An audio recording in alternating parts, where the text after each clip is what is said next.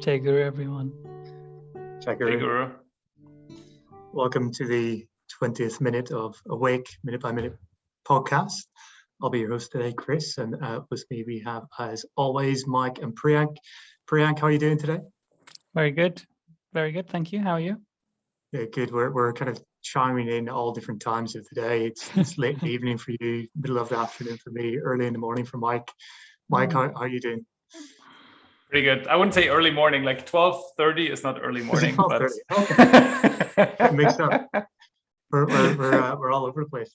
It's early if you're a party It animal. It depends on your lifestyle, Chris. Yeah, exactly. Like, you've been meditating all night, Mike. You need some time to sleep. All morning, yes. All night and all morning, yeah.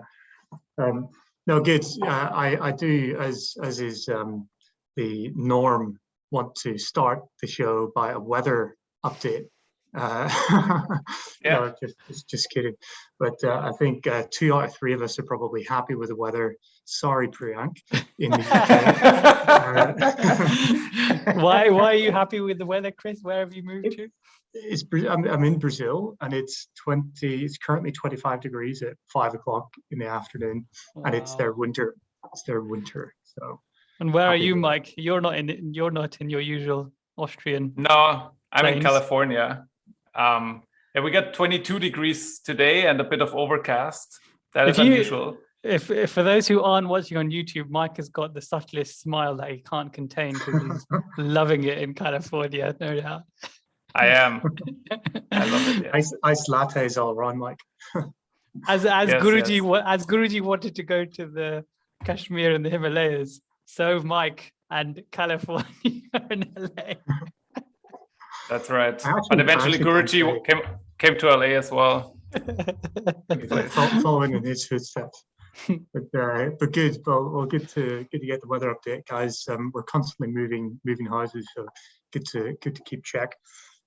This week's minute, it's a little bit of a somber one, isn't it? I suppose, to say the least. And it continues from the previous minute where Masvidal ominously says how there's something significant that needs to happen in one's life to really shake us out of that comfort zone, and really is there to help us perceive and unravel and grow. You might say a soul awakening, and really this minute depicts that for Yogananda. So a blessing, but a bittersweet pill to swallow. And the topic really is of Yogananda's mother's death. Now, Yogananda's mother, Gaya Prabhagosh, correct me on the pronunciation, Priyank. But unfortunately, she contracted, is it Asiatic cholera? And really we have quite somber, sorrowful music playing in the background here this minute, and quite artistic. And we'll come back to this later on about all the different pictures and the artistry that's shown in this minute. And it's there to depict a dreamlike state, because we have, for the main content of conversation here, 3 voiceovers of Sister Premabai and Brother Chidananda, as well as Yogananda's narrator's voiceover comes into us. And really, we have a vision. It's the main subject of the minute. We have a vision that comes in the form of Yogananda's mother in Yogananda's dream state, where he sees his mother and his mother's talking to him, saying, "Please, hurry to see me. She's dying." Is Yogananda's understanding from the dream or from the vision. So really, we'll go into more and more detail on this. But gents, what's your initial take on this? It's going to be quite a somber topic, I suppose, on one hand. But when you first saw this, Yogananda's really opening up, showing his soul, revealing his soul to us. What's your take in this minute? What's your impressions? Gyan, her name, the pronunciation is Gyana Prabhagosh. So that's, I think you got that mostly right. Gyan derives from Gyan, which is knowledge or wisdom, which which we called Sri Yukteswar Jnana Avatar. My take from this minute and this episode, really, in the autobiography, is surprising, really, for me, because we have what you describe as an avatar, a prema avatar in our guru, and he places so much emphasis on his, mother relationship with his birth mother, and even more so when we're talking about her contracting this, illness, what turned out to be a critical illness in her life. And so the fact that he places so much detail in the story of how he felt, how it was completely devastating to him, etc., is really surprising to me, because if you think about the whole breadth of the autobiography of Yogi, there's so much mysticism, spirituality, deep philosophy, and then this is just, you or I would write something. If we were writing an autobiography and our mother had passed away, we would write something pretty similar to this, wouldn't we? This devastation, etc. But would everybody? I mean, he also showed this enormous love that he had for his mother. Not everybody has that. Like he showed this in a way that this is normal, this is human, and he just didn't try to hide it or anything, or didn't try to hide it behind his knowledge that she will go to the astral plane and it will be great for her, or that he should be detached. He just totally lived this human emotion that a lot of us would have, I guess, when you are at a young age and your mother dies, complete devastation.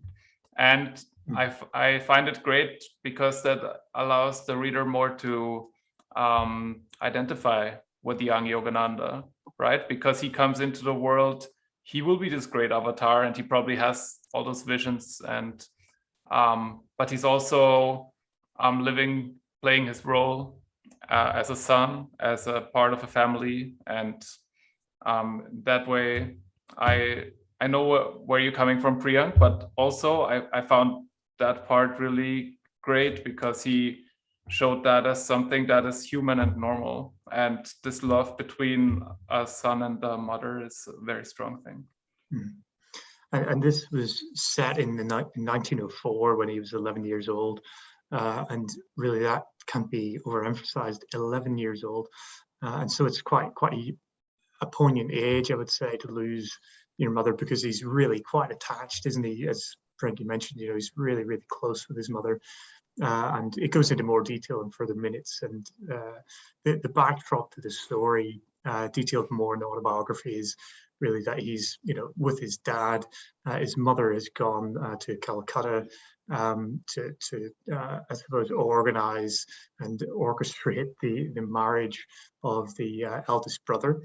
And interestingly, when I was reading through this again, just recapping to refresh the memory, it was emphasizing how elaborate and extravagant the wedding was going to be, and how enamored the mother was with the son's wedding. And it really meant a lot to her. I think she said, when she was to see the face of the wife to be, she would be in heaven, something like that.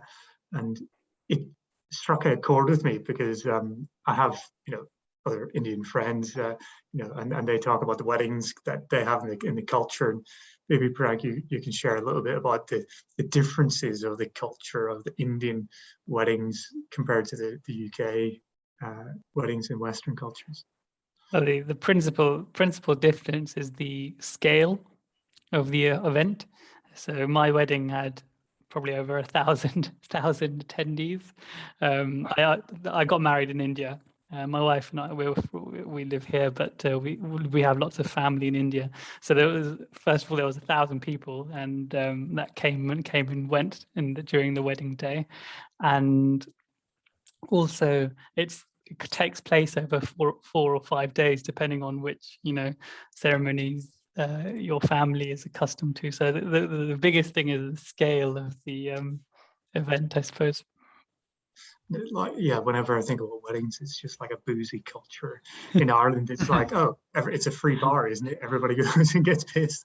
And I'm planning a wedding at the minute, and we're just trying to delicately balanced. Like, we don't booze, so do we serve alcohol? Like, how does this work?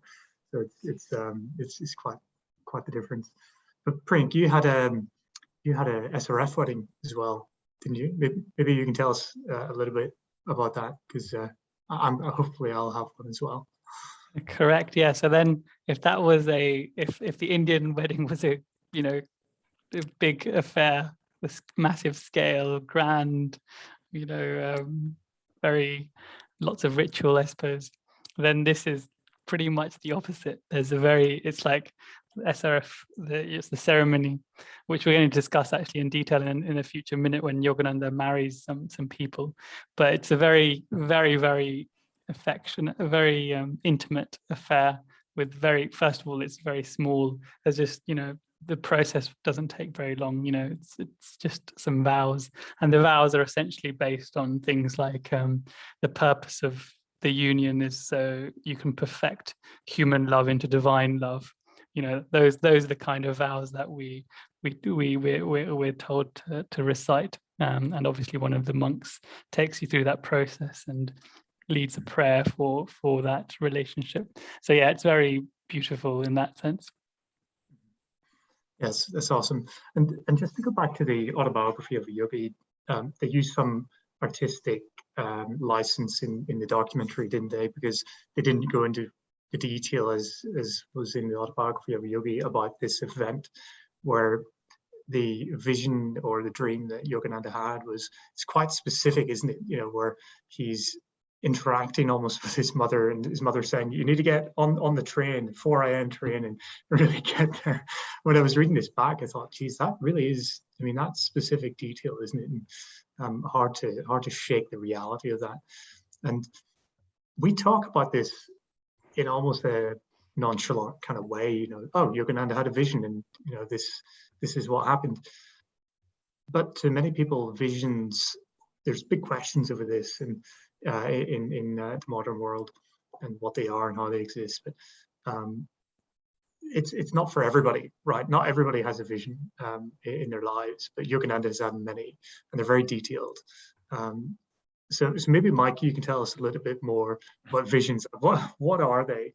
How did they occur? Why do they occur with some people more than others? Like, what are your thoughts on that? What's your take and knowledge? First of all, I'm an absolute expert at visions. Mike, you're a visionary, aren't you? That is true. So I really liked the way they portrayed it, because when I read the autobiography, I thought the way they portrayed it in the movie, that was probably how it was. He was in Bareilly with his dad, which is really far away. Like I put it into Google Maps, like, because India, it's like this country, we look at it and it's next to like big China and big Russia, and it looks tiny, but it's a really big country. And Bareilly is like 900 miles away from Kolkata. And I checked on Google Maps, if you drive it, you drive like 23 hours. And by train, it's a bit similar. So there wasn't really a quick way for them to get back. So you can a little bit understand, like, imagine you're Yogananda's dad, and you live in this material world, right? And Lahiri Mahasaya is your guru, but I guess he didn't have so many encounters in his life with like people telling him you need to listen to your intuition, you need to be always in tune with your guru. And then your little son tells you mother is dying. When you left, she was perfectly fine, or before she went to Kolkata. And are you gonna go on a 24-hour train journey because your son tells you? It is a bit understandable. Like, if you read it in the autobiography, you can read Yogananda's devastation that when they arrived and they came too late, and then he said he would never forgive his father. But that's obviously also something like a little boy would say. Of course, he had forgiven him later on. And yeah, having a vision like that also means what a powerful person Yogananda's mother was. She was leading the household, but she was also chosen, she had the karma to be the mother of an avatar who would change the world ultimately. So she was a massive figure in Yogananda's life, but also for the world. Yeah, and Priyank, I was thinking you can share this if you want to, but if you don't want to, you can pass. Have you ever had a vision? Have you ever had a moment of premonition? No, that's too much a hospital pass. I can't. So that's probably a no, isn't it? If I'm put on this point, I can't think of something to share. But I think it's subtly linked to intuitional feeling. So it's not necessary that you visualize a scene. I don't think it's also that if you have an intuitional feeling of an event that's about to transpire, then that also classifies as a vision. And of those, I've had many. And I think we've discussed this in the past. It's just that some people describe it as like a gut feeling. Others like just you know, and others might actually hear voices and things like that. So it goes from like subtle to gross forms. Yeah, absolutely. And I can't remember where I read this, but in terms of visions and seeing future things like this, it depends on the clarity of the mind and the soul, the soul perception. And Yogananda, as well as his mother, obviously had that strong connection, and were able to transpire and converse on a different plane than the physical existence. And I suppose for Yogananda at that time, it was a time of discovery and exploration, wasn't it? He was going to see different scenes and realizing all the cities that exist with regards to the actual abilities of the human form. And so it was a real time of awakening for him. By the way, I did want to say there's like multiple Bareilles, but I think there's one quite close to Calcutta, like a couple of hours drive. But I didn't really see. Is that correct? Okay. Yeah. I wasn't sure because I was thinking, I don't know, India. It's a big place. Maybe there's two Bareilles, but there's one a couple hours drive. So maybe the listeners know a little bit more and they can share their details on that and correct this. Feel free. Can I also make a comment on an interesting point that Mike said, which was that she's obviously his mother is quite must have been an advanced being for a soul such as Yogananda to determine to take birth in that family, and no doubt that is so. And this is proven by this scene actually, because so Yogananda saw the vision, like the curtain parted, and he saw the form of his mother, and she said, "Awake, awaken your father. Take the first available train. Rush to Calcutta if you would receive me." So she actually, that kind of implies that she determined to give that vision to Yogananda. So she knew how devastating it was going to be for him, or through however she knew.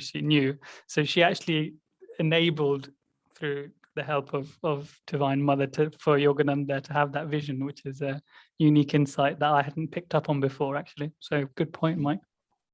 Mm-hmm. Yeah, all about perspective.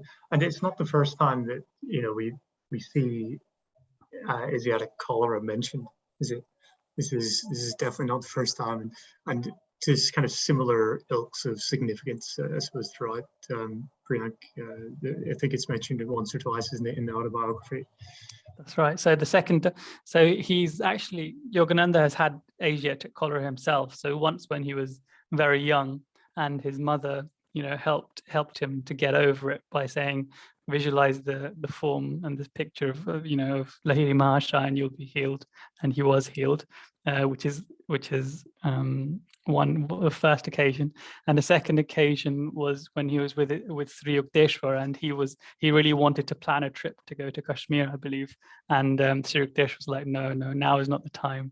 And he was like, no, I'm going to go. And then he ended up getting Asiatic cholera, and Sri Yukteswar helped him through it on that occasion. So on one occasion, his guru helped him. On the other occasion, his Param Guru helped him to get over something, a critical, that's usually a terminal illness. Yogananda, I mean, Mike, what is do you know much about Asiatic cholera? Yeah, it's an infectious disease that is bacterial, and it messes with your digestive system in a really bad way, up to the point where you are basically losing a lot of liquid in different ways, and you die. When you die, people often died from it because they had lack of liquid in their body, or if they tried to make up for it and drank a lot of water, they would then die because they didn't have enough electrolytes or sugar or salt in their body. So even today, the bacterial side of it can be treated, but it takes a while. So oftentimes you just have to drink water and add some salt and add some sugar to it, just to get rehydrated in a proper manner. And it is still a thing. Like cholera is not a thing of the past. In some countries, it is still around, but if it has proper medical attention these days, it can be treated in a good way. And what's the difference between Asiatic versus European or American cholera? I'm guessing I'm obviously not an expert at this. It's mostly the names mostly derived from the outbreaks that they had, and back then in the 1800s, India had multiple waves of outbreaks of cholera, and it was in other countries too, and it got the name Asiatic cholera from there. Interesting. Yeah, we definitely live in a world where we take a lot of things for granted, don't we? And that's one of them. We don't have to have that, but it's one of the things that people say that happens to them when they go to India. They go to India, they eat the food, street food. It's different water, and they get stomach bugs, and they kind of get sick, and they have a few days of getting accustomed to the Indian food and water in comparison to the UK or West. That is one more example of when Guruji describes the world, he always focuses on the positive wherever he goes. Like when you listen to Guruji describing India, you think of this amazingly beautiful country, which it is. But it's some of the harsh realities he doesn't mention. Like he lived through those cholera outbreaks. Thousands of people died from them back then. And this is not something he focuses on in a similar way how he doesn't focus on the world wars that happen while he is in America, for example.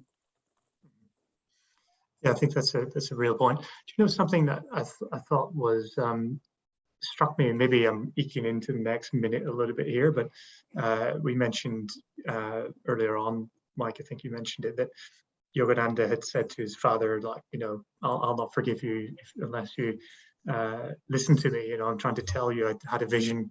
We have to go to see Mother straight away. And he was dismissed to say, please, your mother's in perfect health. Don't say such things. And Yogananda really went through some troubles later on, after that scene, which we'll discuss in the next minute. But that must have been a real frustration for him as a kid, and he never mentions that. I don't think. I mean, listeners, correct me, guys, correct me, but I don't think he mentions that again. But you could easily harbor that resentment for not being able to see your mother in her last moments. I think, though, he did say at some point, maybe shortly after this, that he saw it as a blessing, or many years later, maybe he saw it as a blessing that he was spared, the moment of not being able to get there, and he was, separated from that. And I think he talks about the same thing with his guru, right, Sri Yukteswar. Yeah. I was going to mention the same. I listened to the part of the autobiography recently where he comes back. I don't want to talk about this now because it will be in a future minute. Yeah.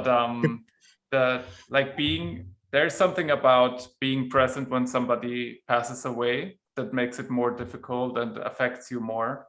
And Guruji in multiple instances had the good, I wouldn't say good fortune, but it happened. He happened to be not exactly there when somebody very close to him passed away, and I think he mentions later in the autobiography also that that is a blessing, like you said, and I can imagine that being one.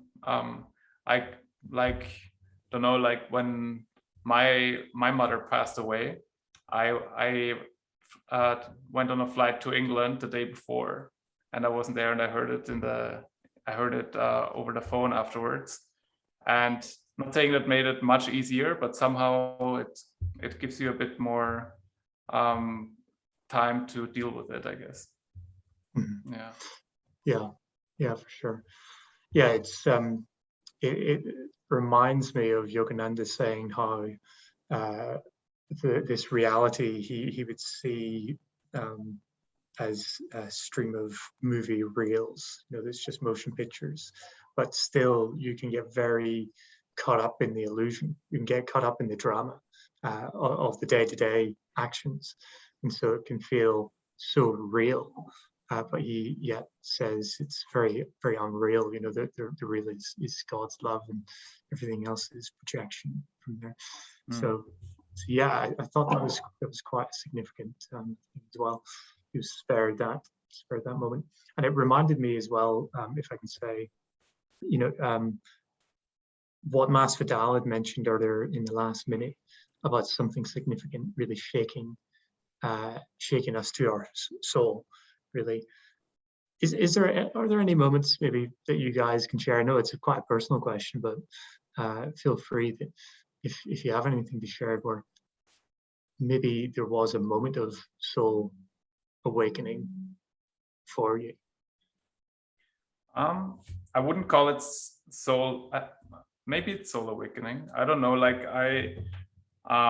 I said, when I moved from Austria to London, my mom passed away 2 days later, and somehow it felt like me moving kind of stretched we were very close, and it kind of stretched our relationship, and then her passing away cut the cord basically, and it kind of I was devastated, but after a while I saw it as something I was able to draw strength from, because there was no plan B now or something. There was I made this move, I've put all my energy into this, and that's what she would have wanted as well. So it kind of turned into a dynamo for this portion of my life.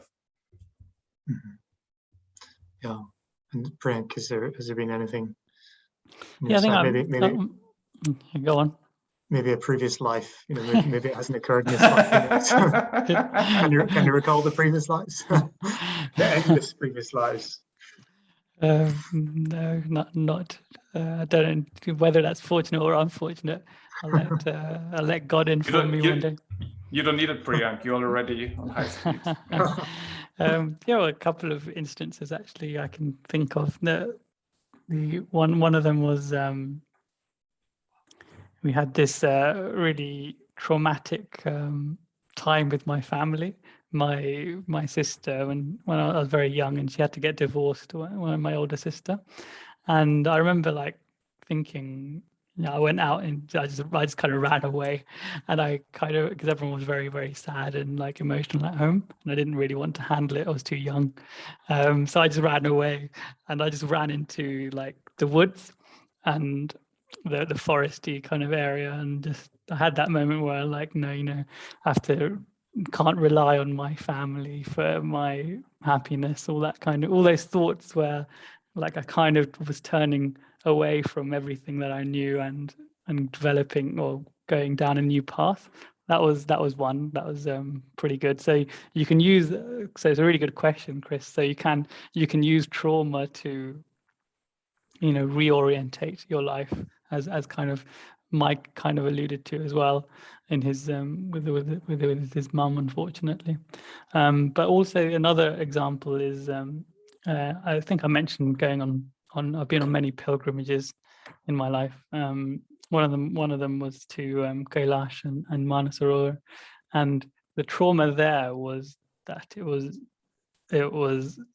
I think I mentioned previously, the climate is really harsh, and the air pressure is harsh, and the oxygen level is very harsh. So you go through very, very severe biological trauma.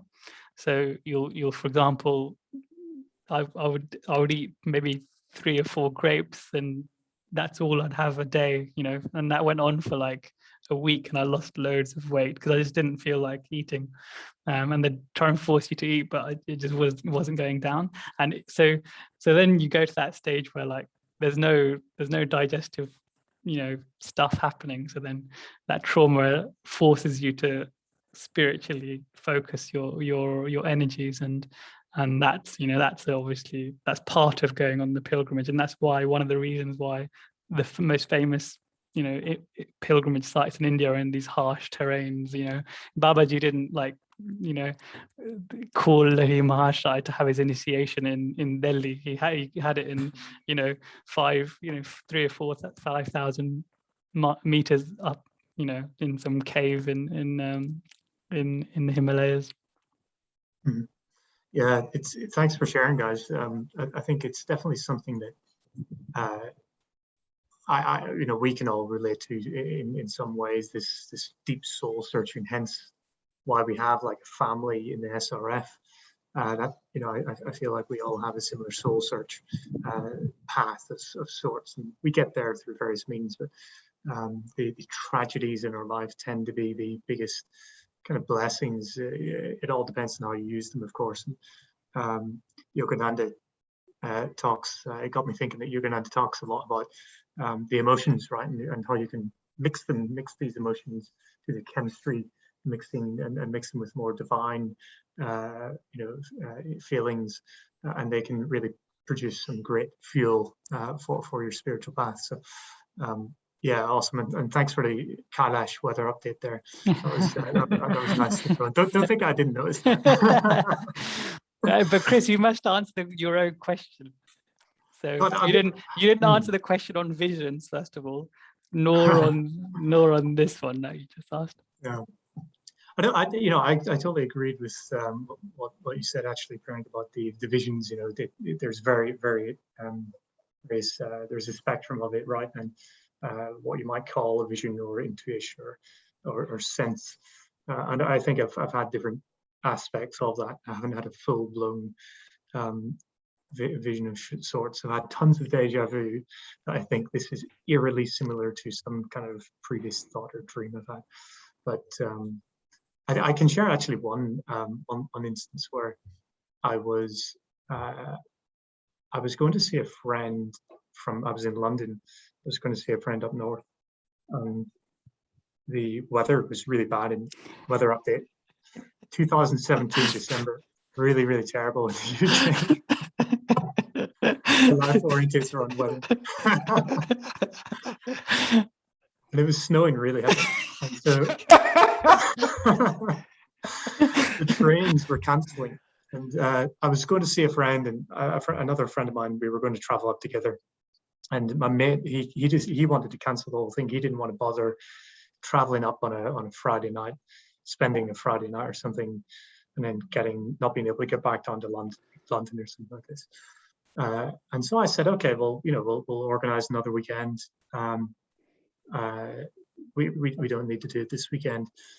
Seemed fine. We cancelled the trip, but for about 24 hours on Thursday night before the trip, I couldn't shake it from my being that I should go. And I can't say this is a vision, but it was definitely one of those kind of premonition moments, because it was so strong that I had to speak to myself to say, look, if I should go, send me a sign beyond any reasonable doubt that I should go, and I will go. And I got a message from another friend who I was meant to have breakfast with before traveling up north to see this other friend. And she hadn't known that I'd cancelled the trip. And she said, look, I want to cancel our breakfast meeting before you're meant to go to get your train, because I really want you to go and not be running late. Usually we would have, you know, breakfast together, and we would go on for hours and kind of lose time. So I had that message sent to me by text whilst I was brushing my teeth, whilst I'd asked the question mentally. So it all happened, with, instantaneously. And not a vision, but one of those moments where it was so time and reality kind of seemed to distort, and kind of it was unusual. But that's it. I can't share anymore. And on the other question, I think mine was more of a slow grind of partying for too long, and I kind of thought, what is the purpose to life? Because I've heard it said that you whether you're looking in the bar or in the temple for happiness or for fulfillment, you're looking essentially for the same thing. You're looking for God. So after years of searching in the bars, I ended up saying to myself, there must be more to life, and Yogananda was introduced to me. So it was more of a slow grind. I think there was also the element of the question which you can think of is whether you had any large shaking event or trauma that helped you reorientate your life. Yeah, I suppose there was an ex-girlfriend, very painful breakup, I have to say. At the time, it was a collapsing of a relationship, a job, a house that I was renting with friends, friendships at the same time. So it was more than a trifecta of personal collapse. And at the time, I remember sitting head in my hands, thinking, my whole life of what I had built over 4 or 5 years in London had collapsed. And maybe I was going to return to Northern Ireland, and I didn't know what I was going to do. So I was jobless, girlfriendless, seemingly friendless at the time. This was before SRF. And I suppose I remember just walking for many hours trying to decipher what there was, what purpose there was to life. And my ex had actually left a book behind when she had moved out of the apartment. Unfortunately, no, not Yogananda's autobiography. It was another book. It was Conversations with God by Neil Donald Walsh. And I read it. It was a page turner, so I read it overnight. And then I realized my thirst to know God and to have some deeper meaning. And then immediately I knew this was what it was that I'd been looking for many, many years. So for years, I would actually stay awake at night. I wouldn't be able to sleep, and there would be the knocking on the back of the head, kind of thing, like, "Wake up, dummy! You got some work to do in this life." So this crashing moment was that. It took a while to get there. Awesome. So you might say every cloud has a silver lining. Weather update. Yes. We got it now. I think we need to start a game where we bring in any and every indirect metaphor with weather. Yeah. All the weather puns into our conversation. Yeah. When it rains, it pours. But I love that story because, like, I can imagine, like, I was just envisaging her, like, your ex-girlfriend moving away from, moving out of that flat, and she's carrying loads of boxes or whatever, and she doesn't notice that book falls. Yeah. And then you come in and you Totally. go, oh. Totally. To this day, I don't know if she left it there on purpose or accidentally. But I think these moments are really blessed. And I look back, and at the time, much like Yogananda did, in this moment of his life, I think he said it took him years to reconcile this moment of his life with, it took time to rebuild. And he probably was unconsolable, and he was unconsolable. Actually, we know this from the book. And maybe I was in a similar place. Maybe you guys have been, and maybe so many other people have been as well. But those moments, I look back as the biggest blessings and the biggest turning points, because they turn us towards God, and they kind of turn the spotlight of the mind towards God, right? So, awesome moments.